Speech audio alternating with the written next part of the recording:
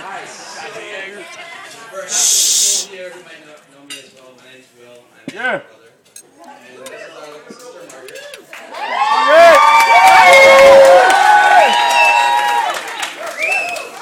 What up, cuz? Because I've decided to do some of my poetry. Oh yeah. So here we go.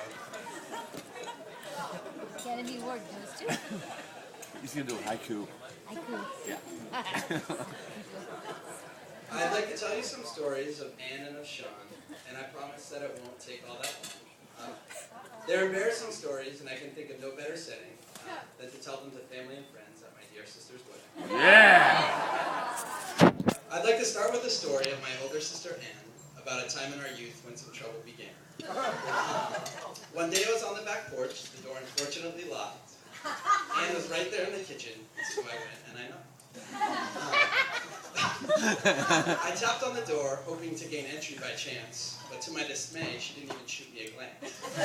Her lack of response, of course, hadn't deterred me, and I rang the doorbell, not sure that she heard me. This got her attention, and looking up with a frown, she flatly requested that I go around.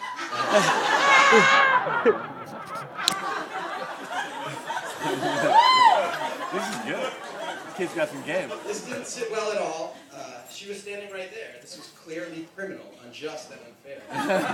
So I rang the bell again, a few dozen more times, and her anger visibly increased with each chime.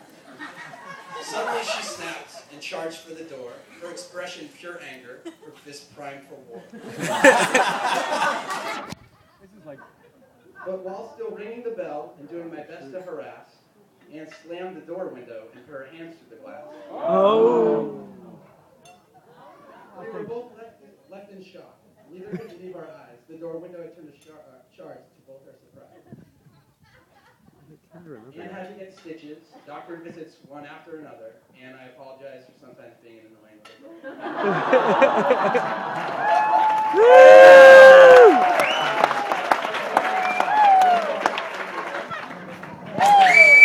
At this point, I'd like to move right along and say a few words about Anne's new husband, Sean. Oh yeah.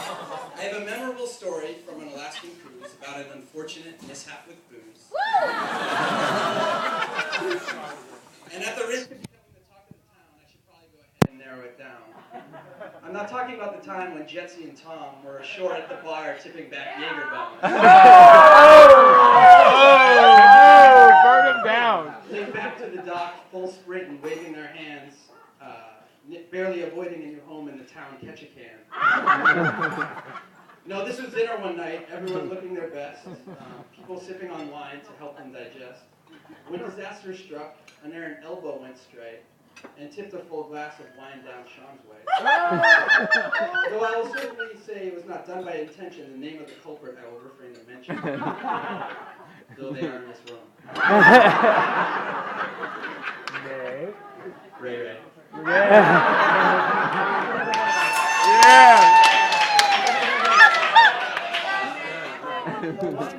The wine that night red, Sean's soup that night tan.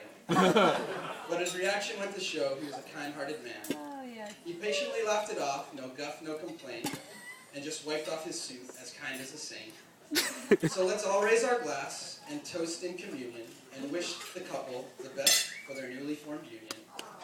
To Sean, who's affable, collected, with the most patient touch, and to Anne, who bash out your windows if you ring the doorbell.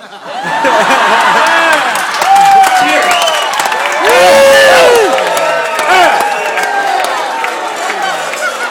That was really good. That's what I'm talking about. Will.